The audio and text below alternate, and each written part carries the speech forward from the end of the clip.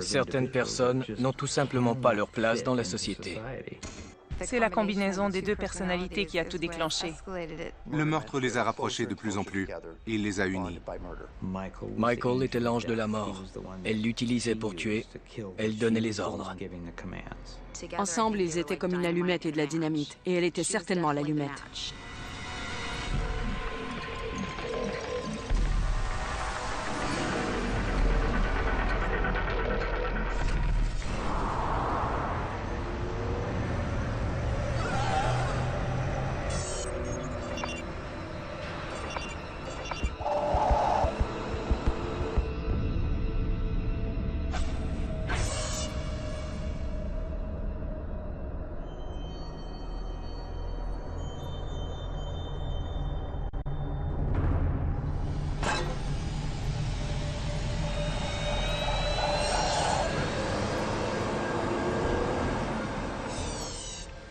Le 6 mars 1981, les policiers de San Francisco reçoivent l'appel d'un propriétaire d'immeuble affolé.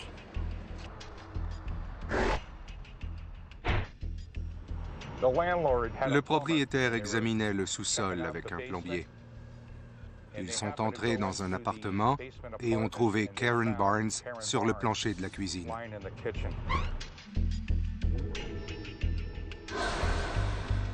Karen Barnes, 23 ans, est couchée face contre sol dans une mare de sang.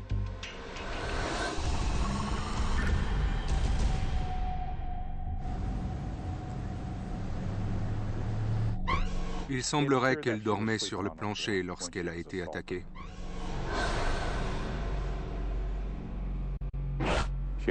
Elle était sous une couverture. Elle avait reçu plusieurs coups de couteau au cou et au visage, puis un coup à la tête à l'aide d'un objet contondant. On avait un cadavre, alors ma première réaction a été de chercher l'auteur du meurtre. Les policiers déterminent qu'il n'y a pas eu d'entrée par effraction. Il y avait de l'argent dans son sac à main et elle n'avait pas été violée. Karen avait reçu plusieurs coups à la tête qui lui avaient fracassé le crâne. Alors, le médecin légiste a examiné le poêlon en fer qui se trouvait dans l'armoire de la cuisine et m'a dit qu'il croyait qu'il s'agissait peut-être de l'une des armes du crime.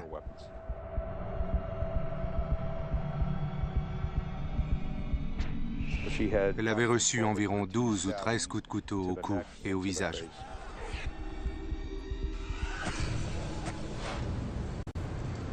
Les enquêteurs ne retrouvent pas le couteau. Et comme l'appartement est presque vide, ils trouvent peu d'indices. Ils remarquent que des symboles religieux et ésotériques, ainsi que le nom Susan, ont été peints sur les murs du salon.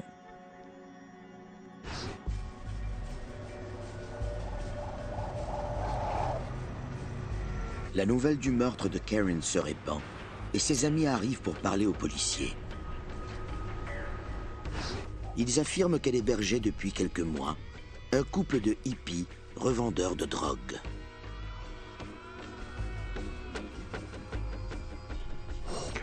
Selon les amis de Karen, il s'agissait de Michael et Susan Bear. Toutefois, la mère de Karen nous a ensuite dit que leur vrai nom était Michael et Susan Carson. Karen avait rencontré le couple lors d'une soirée dans Haight-Ashbury, l'ancien quartier des hippies de San Francisco.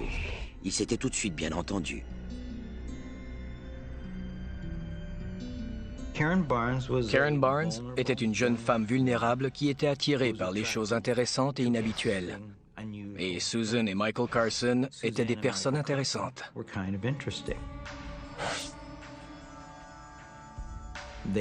Ils parlaient de méditation et de comportements paranormaux. Et Karen avait toujours eu un intérêt pour ce genre de choses.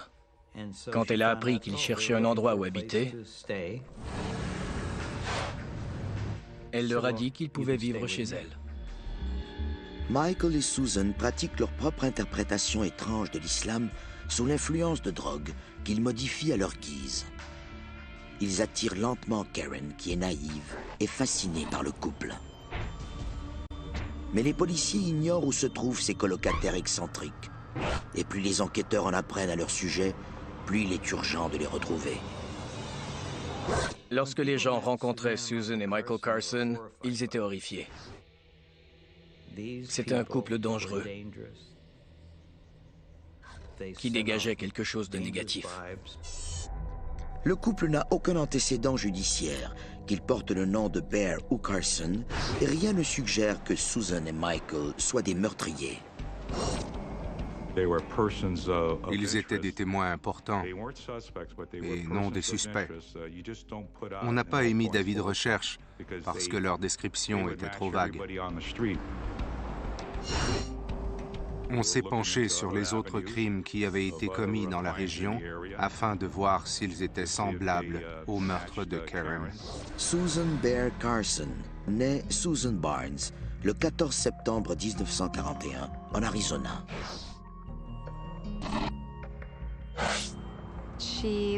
Elle avait eu une enfance de rêve. Son père travaillait à la direction d'un journal et sa mère était à la maison. Elle avait eu tous les avantages d'une enfance dans un milieu privilégié en Arizona. Mais après un moment, Susan semble ne plus s'intéresser aux autres.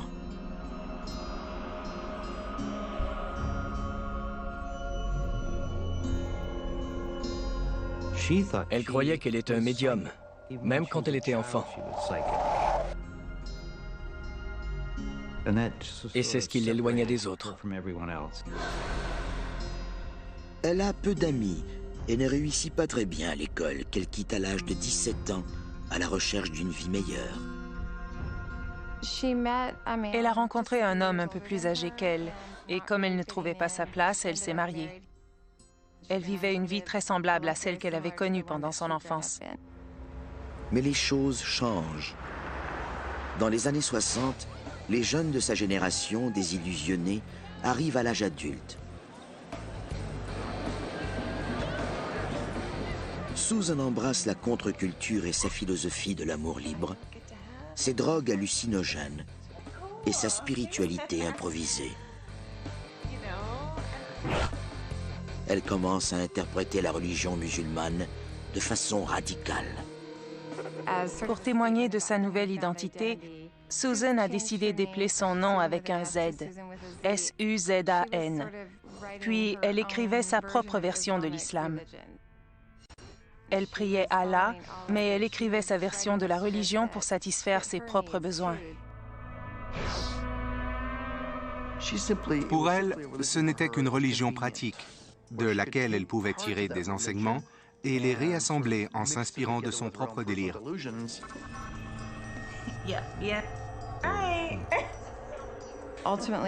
Son mari ne pouvait plus endurer la situation. Elle se rebellait contre lui et ils ont divorcé. Maintenant libérée de son mari, rien n'empêche Susan de se réinventer et de réinterpréter le monde à sa façon. Elle allait dans une direction et sentait qu'elle avait un destin différent. Elle cherchait quelqu'un. Elle savait qu'elle était destinée à rencontrer quelqu'un d'autre. Elle avait toujours eu l'impression qu'il lui manquait quelque chose, qu'elle était meilleure que le monde dans lequel elle vivait. À travers sa religion, elle se sentait satisfaite, entre autres parce qu'elle inventait ses propres règles. Elle disait qu'à l'âge de 35 ans, elle avait été touchée par quelque chose. C'était peut-être les drogues, la mescaline ou l'acide qu'elle consommait, mais elle affirmait avoir changé soudainement et commencé à avoir des hallucinations. Et ces hallucinations demandent un partenaire spirituel qui complétera son destin. Susan avait besoin d'un disciple. Elle avait besoin que cette personne lui obéisse, une personne qui soit comme elle et qui soit son âme sœur à jamais.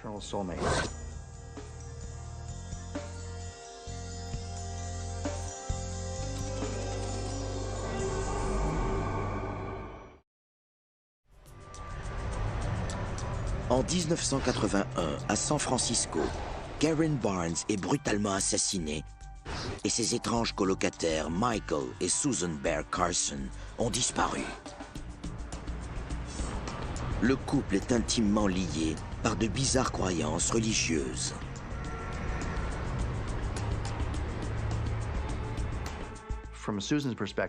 Chez Susan, c'était une combinaison de certains de ses délires associés à son besoin d'avoir un contrôle total sur une autre personne. C'est en utilisant ces délires qu'elle avait réussi à attirer quelqu'un vers elle. Et c'était Michael. Michael Bear Carson naît James Carson en 1950 en Oklahoma. Il est né dans une famille aimante de la classe moyenne.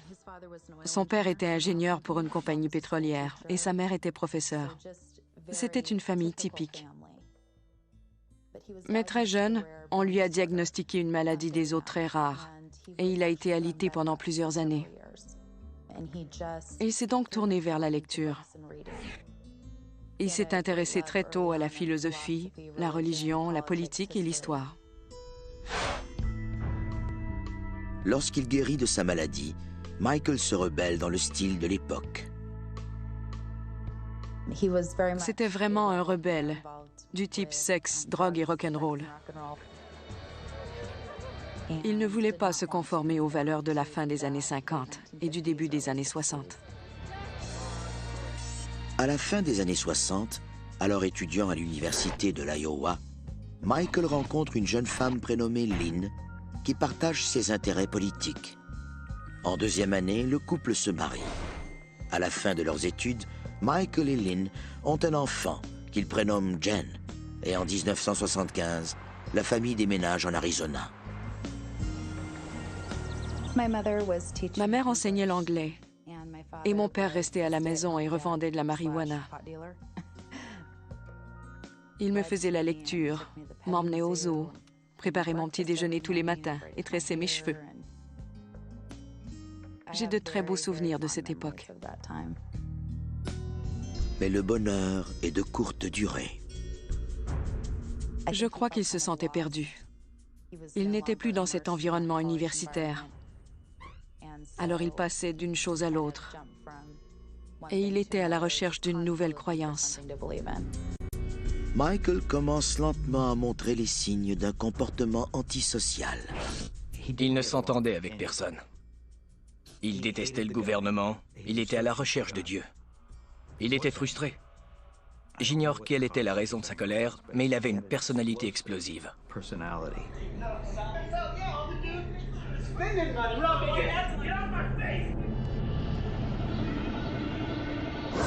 Michael est de plus en plus instable et sa femme perd finalement patience. Il se disputait beaucoup parce que mon père n'avait pas de carrière ou à cause de son comportement étrange. En 1977, après 8 ans de mariage, le couple divorce. Lynn obtient la garde de leur fille, Jen. Peu après, Michael rencontre Susan.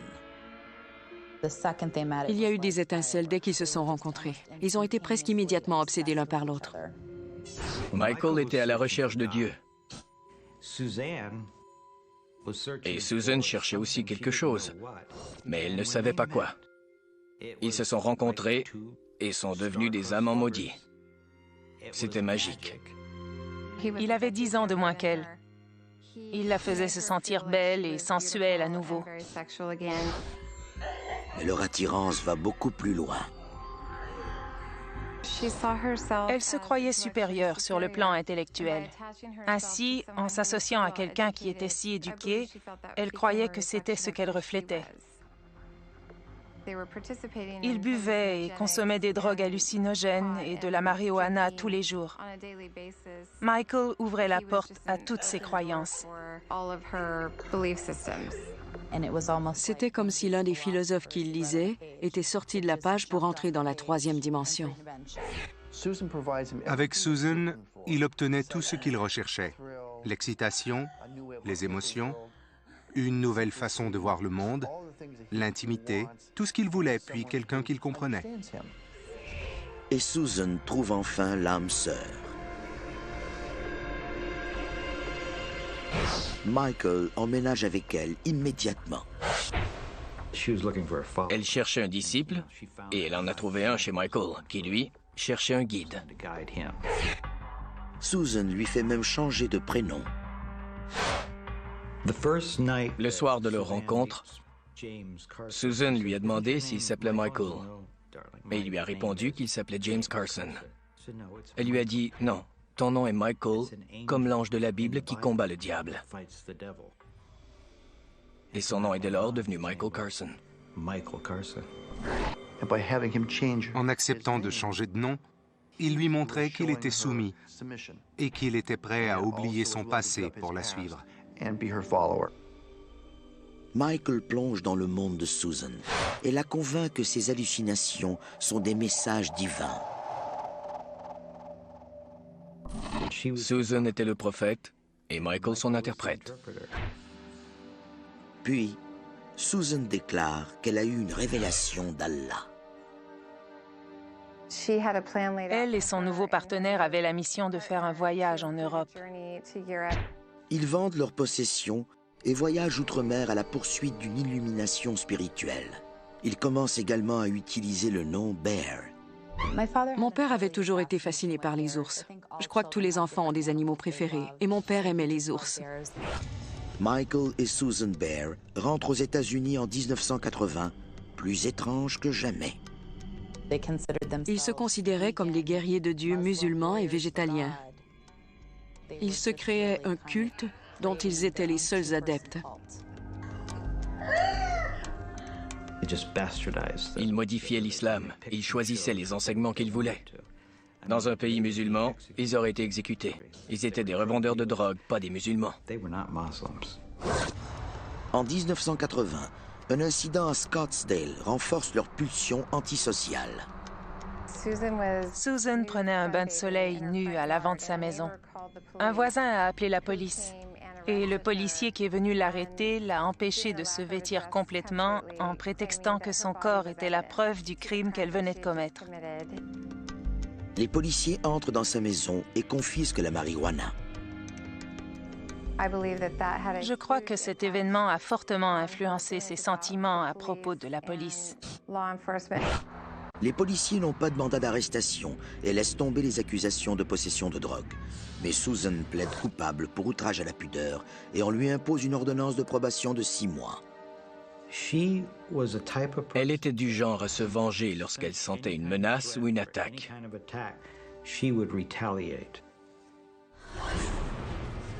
Michael et Susan se rendent en Californie pour commencer une nouvelle vie et choisissent le quartier Haight-Ashbury à San Francisco.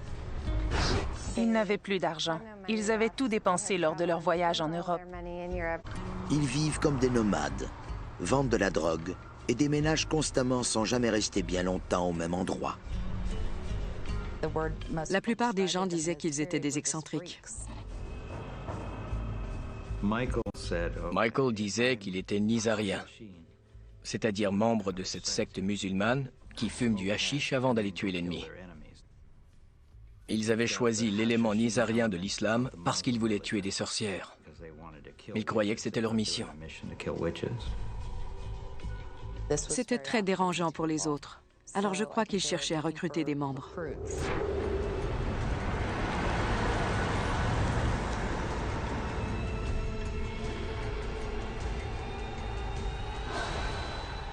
Ils rencontrent Karen Barnes lors d'une soirée. La jeune femme est fascinée par leurs croyances étranges. Elle était un peu comme une groupie. Elle a rencontré les Carson et les a trouvés intéressants. Susan et Michael emménagent dans l'appartement de Karen au sous-sol. Le culte passe de 2 à 3 adeptes, mais pour une brève période seulement. Susan a commencé à dire qu'elle était intimidée par les sorcières et autres démons qui voulaient les détruire, elle et Michael. Elle décide que Karen doit mourir. Karen était une menace pour Susan, parce qu'elle était jeune et séduisante. Susan croyait qu'elle menaçait sa relation avec Michael. Susan convainc Michael que Karen est une sorcière.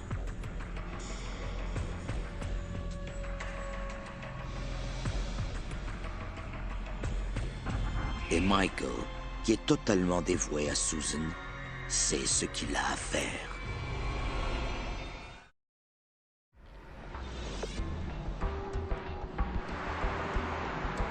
En 1981, les policiers de San Francisco sont à la recherche de l'assassin de Karen Barnes.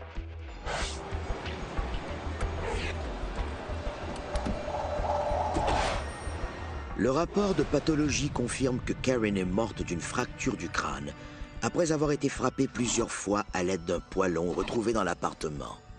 Elle a également reçu 13 coups de couteau de cuisine au visage et au cou. 2 de ces coups sont assez profonds pour causer la mort.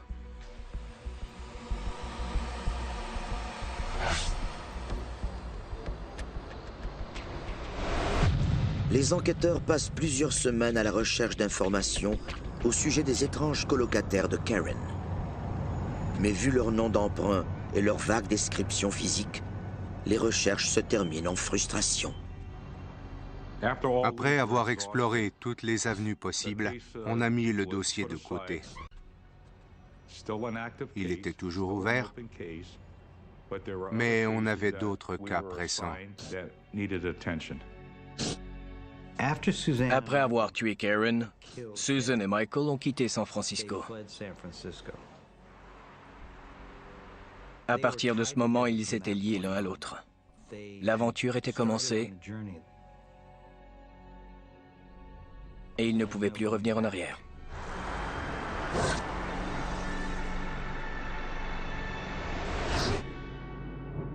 Le 23 mars, 2 semaines après le meurtre, Susan et Michael arrivent dans le sud de l'Oregon et se cachent dans un petit chalet de montagne dont ils avaient entendu parler. Ils surnomment l'endroit la montagne d'Allah. Pour Susan et Michael, la montagne d'Allah était un paradis, avec de grands arbres et un beau chalet où ils pourraient être ensemble pour toujours et cultiver de la drogue. Mais en réalité, c'était un taudis minable. Ils se considèrent maintenant comme des assassins musulmans et préparent un djihad, c'est-à-dire une lutte contre les sorcières et les malfaiteurs. Dans les yeux de Michael et Susan, le mal était partout. C'était Wall Street, l'église, les industriels. Ils voulaient détruire toute la société. Karen avait été la première et ils allaient tuer autant de sorcières qu'ils le pourraient. Mais Susan a un autre motif. Susan avait très peur de perdre Michael. Il était le centre de son univers, de sa religion et de ses croyances. Et elle n'avait aucune autre place où aller. Elle voulait tuer tout ce qui pouvait mettre en péril sa relation avec Michael, tout ce qui pouvait s'immiscer entre elle et lui. Après plusieurs mois cachés dans le chalet, les provisions de nourriture et de drogue sont à sec. Michael part chercher des vivres et parcourt en autostop les 1000 kilomètres qui les séparent de Los Angeles. Susan l'attend en Oregon.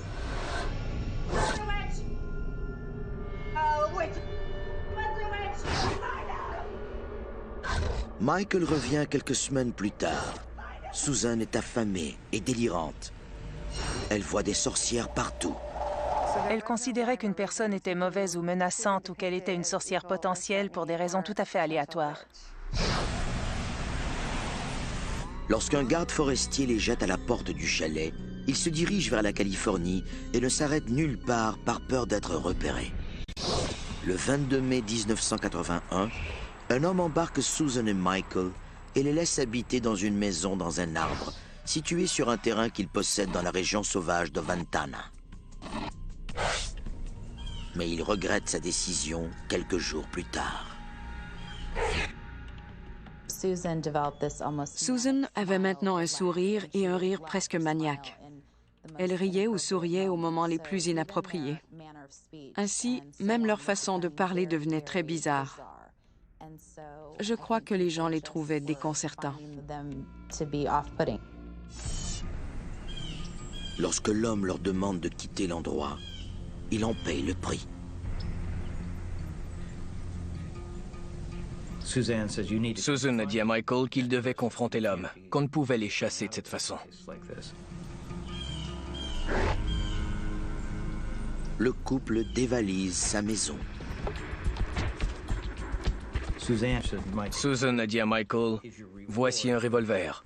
Ta récompense pour avoir obtenu tes ailes et être devenu un ange d'Allah. Allah te donne ce revolver. »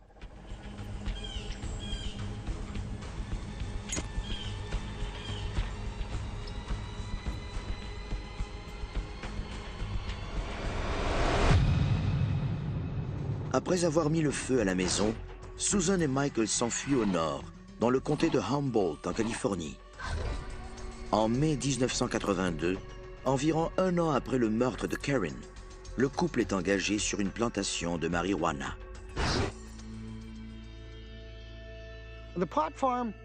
La plantation était dans une région très rurale, traversée par une seule route en terre. C'était une région très boisée, avec des petites clairières, où ils entreposaient leur matériel pour la culture de la marijuana. En travaillant à la plantation, Susan et Michael espèrent pouvoir se fondre dans cette communauté recluse et hors la loi. Ils couchaient dans une camionnette Volkswagen qu'ils avaient nettoyée. C'est là qu'ils habitaient. Mais même à cet endroit, ils ne sont pas à leur place.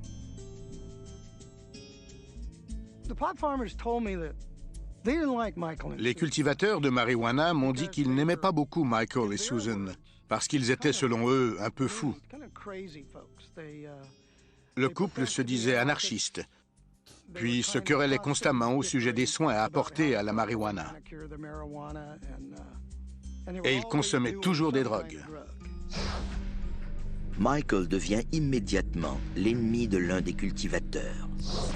Clark Stevens était l'ami du propriétaire de la plantation et avait été invité à venir donner un coup de main. À son arrivée, il s'est tout de suite heurté à Michael et Susan. Tout commence avec une dispute au sujet de l'entretien des plants. Puis, les choses se détériorent rapidement. Clark utilisait un langage grossier. Il se fâchait et disait des choses à Susan qu'elle considérait comme une profanation de l'islam. Dans leur version de la religion musulmane, le manque de respect envers la femme était presque aussi pire que le viol. Il revenait donc à Michael de la venger.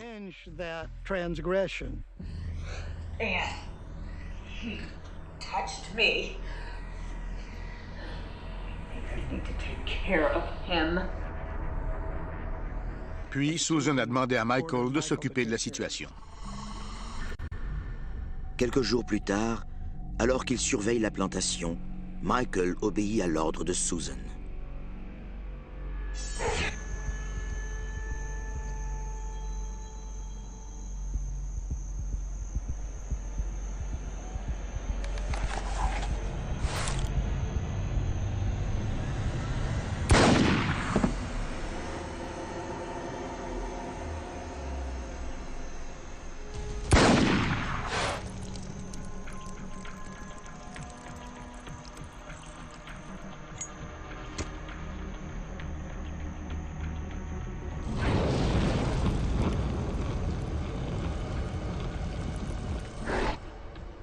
Le 17 mai 1982, les autorités locales reçoivent un appel étrange des cultivateurs. L'un des chiens de la plantation de marijuana jouait avec une balle. En regardant de plus près, ils ont réalisé qu'il s'agissait en fait d'un crâne humain.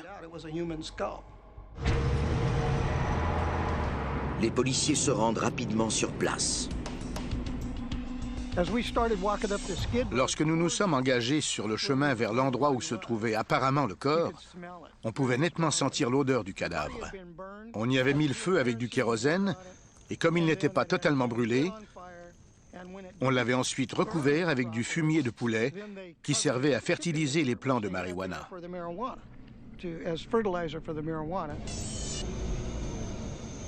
Les policiers fouillent minutieusement les restes fétides.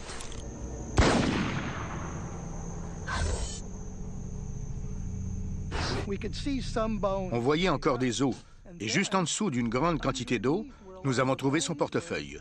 Nous avions donc ses pièces d'identité, sa photo et son nom. L'autopsie confirme l'identité de la victime et on récupère une balle tirée d'un revolver Smith & Wesson de calibre 38. On identifie Clark Stevens, 27 ans. Mais une fois de plus, Michael et Susan ont disparu.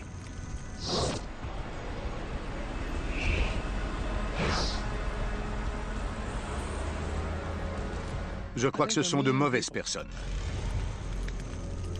Ils n'ont pas d'âme.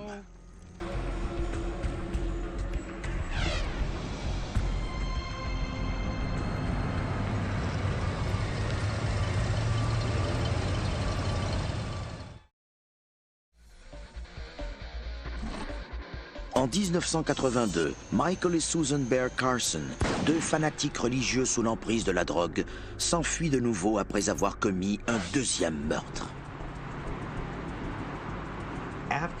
Après avoir assassiné Clark Stevens, Susan et Michael se sont enfuis vers l'autoroute. Ils se rendent dans le comté de Trinity, en Californie, 2 heures à l'est de la plantation de marijuana. Le jour suivant, ils paniquent lorsqu'ils rencontrent l'équipe du shérif du comté de Trinity qui est à la recherche d'un randonneur disparu. Michael et Susan croyaient que c'était eux que l'on recherchait pour meurtre. Alors ils ont laissé tomber leur sac et ont dévalé la colline. Ils croyaient que les policiers étaient juste derrière eux, mais ils ne l'étaient pas. Michael est parti vers Los Angeles et Susan s'est enfoncée dans la forêt. Lorsque les adjoints du shérif fouillent les bagages abandonnés, ils y trouvent de la marijuana, des munitions, une pièce d'identité d'un certain Richard Arata et un manuscrit intitulé « A Cry for War », un appel aux armes anarchistes.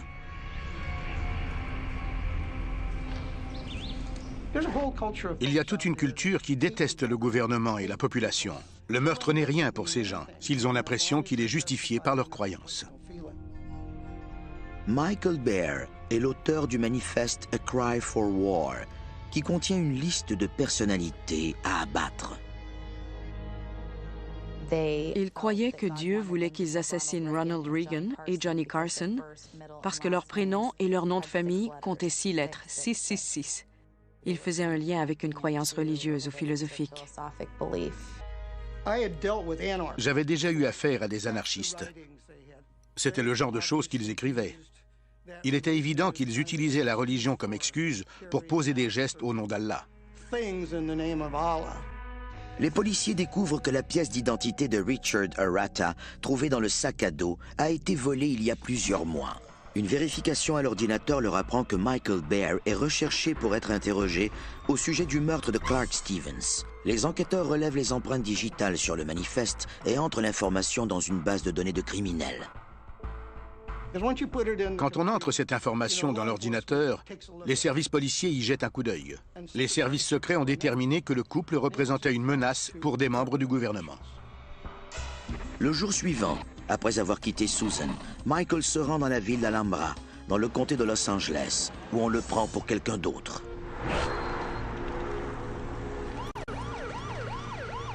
Il ressemblait à un suspect qui était recherché pour viol.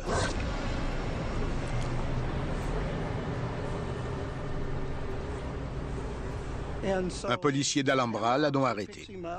Michael a toujours en sa possession le revolver avec lequel il a tué Clark Stevens. Il résiste à la tentation de l'utiliser à nouveau. Le policier a couché Michael dans la rue et l'a fouillé, mais il n'a pas trouvé le revolver parce qu'il le cachait dans son entrejambe.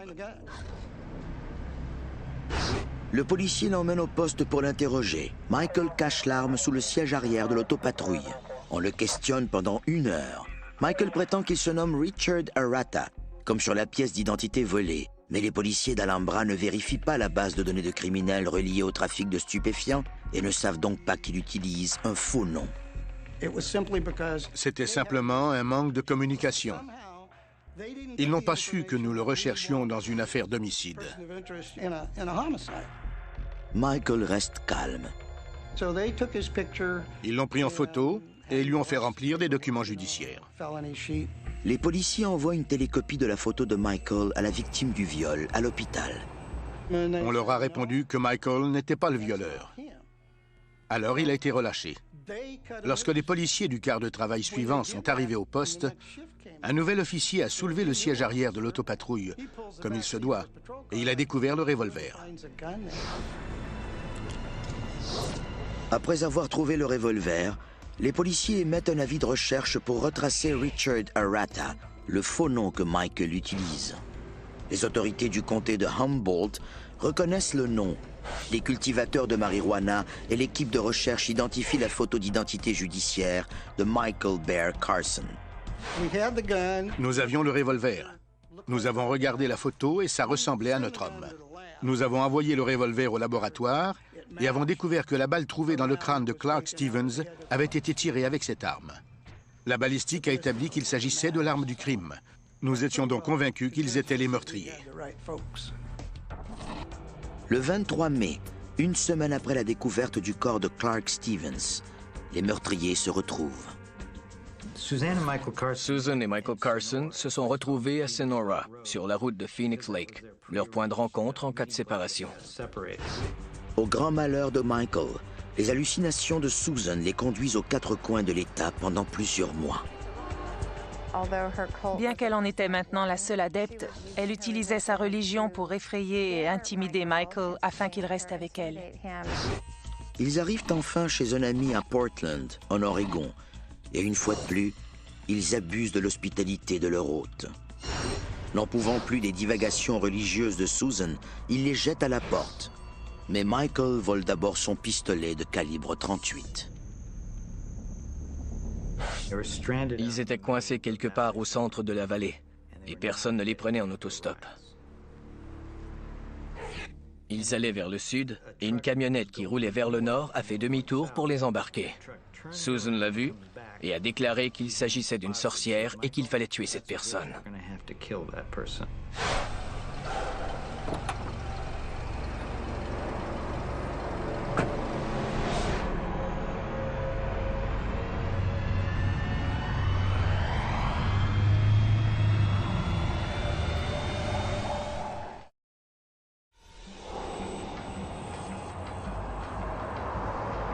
En 1983, les policiers de San Francisco et du comté de Humboldt en Californie sont à la recherche de Michael et Susan Bear Carson, deux meurtriers en série qui sont en fuite et prêts à tuer à nouveau.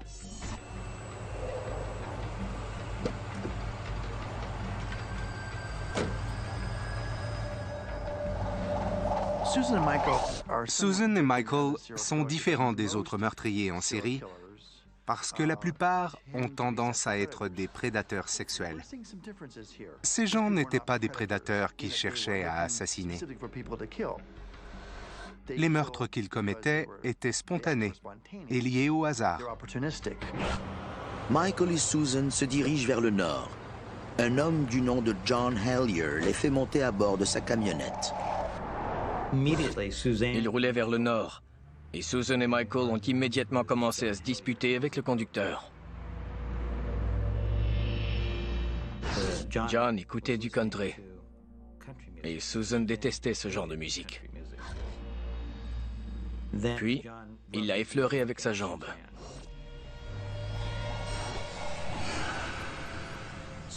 Au moment d'emprunter l'échangeur, Susan s'est avancée et a regardé Michael.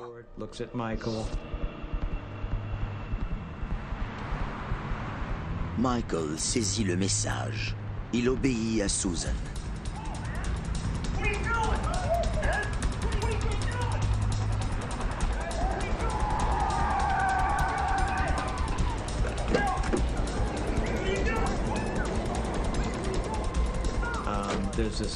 Ils se querellaient aux abords de l'autoroute.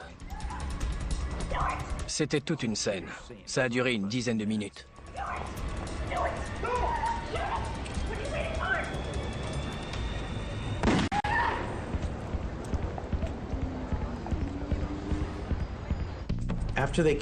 Après avoir tué John Hellier, Susan a pris le volant et ils ont roulé vers le nord.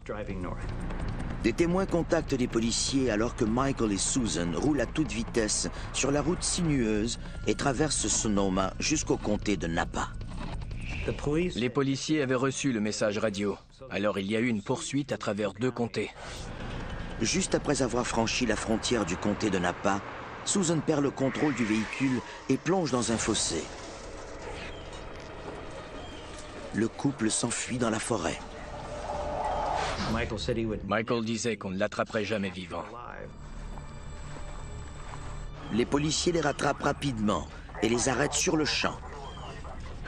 Ils découvrent alors leur véritable identité. J'ai reçu un appel des services secrets. Ils m'ont demandé si je me souvenais de notre conversation au sujet du manifeste A Cry for War et de ces gens qui voulaient assassiner le président. Je m'en souvenais. Ils m'ont dit que Michael et Susan Baer avaient été arrêtés et que c'était le nom qu'ils utilisaient à Santa Rosa. J'étais très heureux.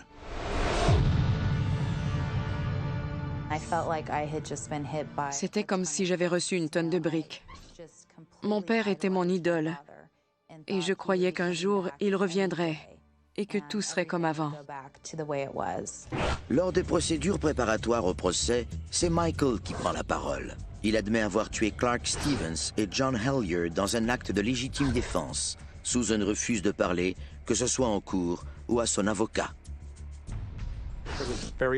C'était vraiment inhabituel. Je n'avais jamais eu de cas où une personne qui avait droit de parole refusait de parler.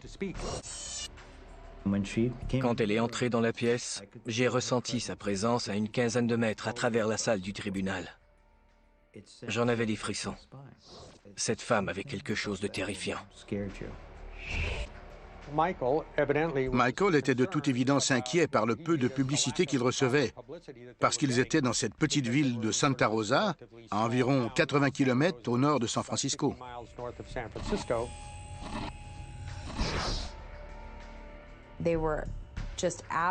Ils étaient extrêmement blessés parce qu'ils ne recevaient pas la même attention que Charles Manson, par exemple, alors qu'ils étaient des meurtriers en série politiques et religieux.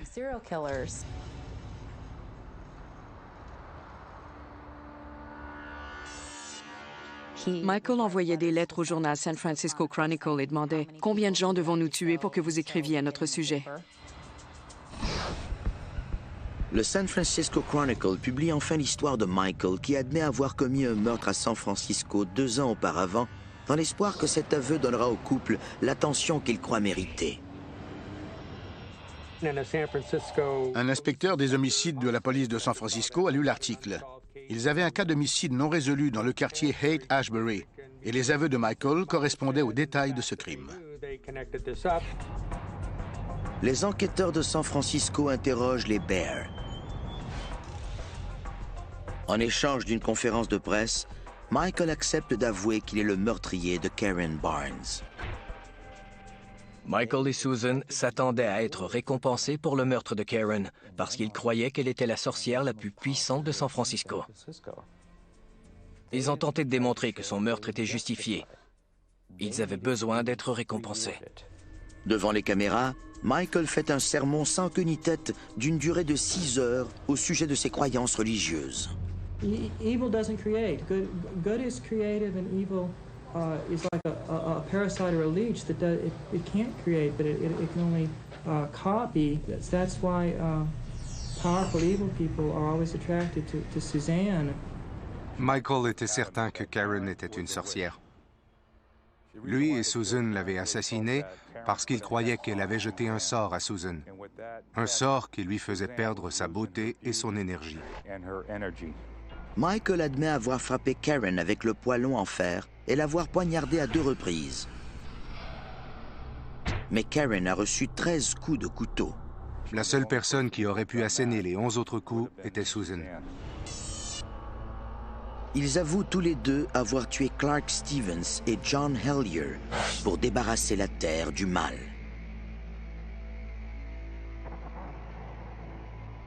Le 23 octobre 1983, les psychiatres déterminent que le couple est apte à subir son procès pour le meurtre de Karen Barnes. Je ne pense pas que Michael croyait vraiment qu'il se défendait contre des sorcières. Susan croyait symboliquement que c'était ce qu'elle faisait à cause de ses hallucinations. Elle n'était pas aliénée. Elle savait distinguer le bien du mal. Elle savait qu'il était mal de tuer ces gens. En juin 1984, le procès pour le meurtre de Karen Barnes débute à San Francisco.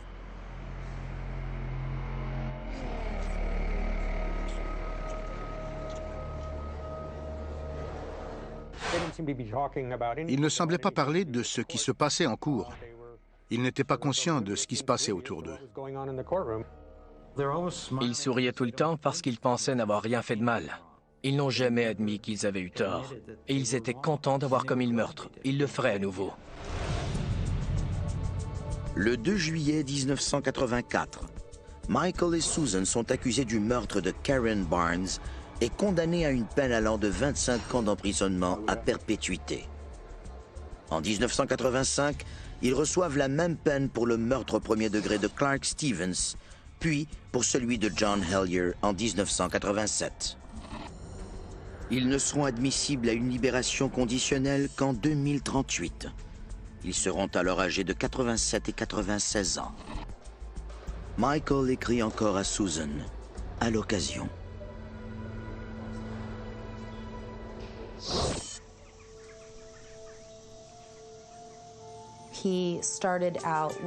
Il avait un si bel avenir. Mais il a pris cette autre direction qui a conduit à la mort de tous ces gens et qui a mis fin à sa propre vie aussi. On ne pense pas à la famille des criminels violents. Mais l'enfant d'un criminel est lui aussi une victime. J'ai longtemps ressenti de la colère et de la haine. À présent, je ne ressens que de la tristesse. C'est la combinaison de Michael et de Susan qui a fait naître ce duo meurtrier. Michael avait besoin d'être dirigé et Susan avait besoin d'un ange de la mort.